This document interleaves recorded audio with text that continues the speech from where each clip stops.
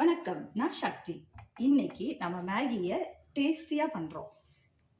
அதுக்கு ஃபஸ்ட்டு வடசட்டி வச்சுட்டு அதுக்கு கொஞ்சம் எண்ணெய் ஊற்றணும். ஒரு 2 ஸ்பூன் அளவாக எண்ணெய் ஊற்றணும். எண்ணெய் ஊற்றிட்டு நல்லா காஞ்சதுக்கப்புறம் தேவையான அளவு கடுகு போடணும். கடுகு வெடித்த உடனே வெங்காயம் போடணும். வெங்காயம் போட்டு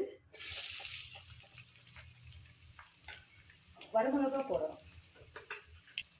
6 வரமிளகா போடணும். போட்டு நல்லா வதக்கி விடணும்.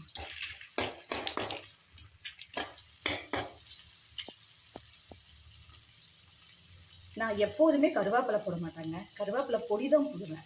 ஏன்னா எனக்கு எப்பவுமே ஃப்ரெஷ்ஷாக கருவேப்பிலை கிடைக்காது. அதனால என்ன பண்ணுவேன், கருவேப்பிலை நிறைய கிடைக்கிறப்போ நல்ல நிழல்ல காய வச்சு அதை மிக்சியில் போட்டு பொடி பண்ணி வச்சுக்குவேன். அதில் நிறைய சத்து இருக்கு நம்ம கருவேப்பிலையில.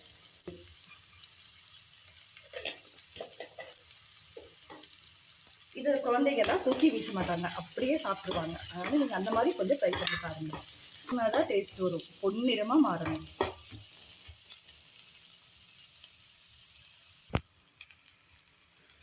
வெங்காயம் நல்லா வதக்கிட்டுங்க. இப்போ என்ன பண்ண போகிறோம், தக்காளி போட போகிறோம். 2 பெரிய தக்காளி சின்ன சின்ன பீஸாக அரைச்சி போடணும். போட்டு நல்லா வதக்கணுங்க. பச்சை வாசம் போகிற வரைக்கும் நல்லா வதக்கணுங்க.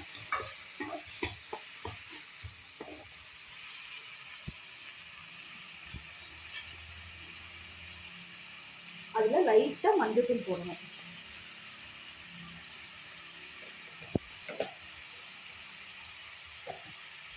மஞ்சள் போட்டு நல்லா வதக்குங்க.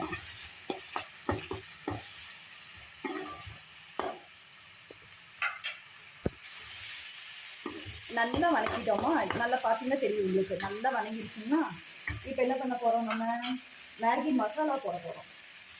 நான் 4 பேக்கெட்டு போட போகிறேங்க. அதனால் 4 பேக்கெட்டு போட்டுடணும். போட்டுட்டு அதையும் நல்லா கலக்கிடணும்.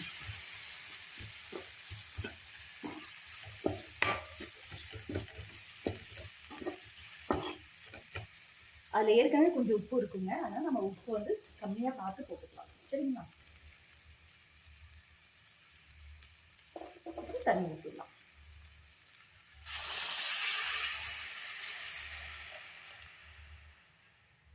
தண்ணி ஊற்றி நல்லா கொதி வரட்டுங்க. தண்ணி ஊற்றுன கொஞ்சம் மல்லித்தலை போடுங்க. போட்டு அந்த கொதிக்கிற ஸ்மெல் நல்லா இருக்கும். இன்னும் கொஞ்சத்தை கடைசியாக போட்டுக்கலாம். சரிங்களா? இப்போ நல்லா தண்ணி கொதிச்சு வந்துருச்சுங்க. இப்போ நம்ம மேகி போடலாம். சரிங்களா?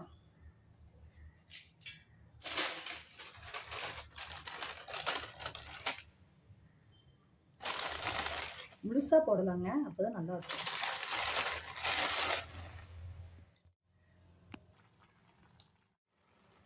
மேகி நல்லா கொதிச்சு வந்துருச்சுங்க.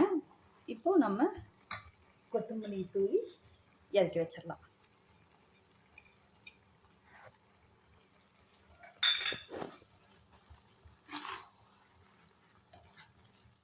நீங்களும் செஞ்சு சாப்பிட்டு பாருங்கள்.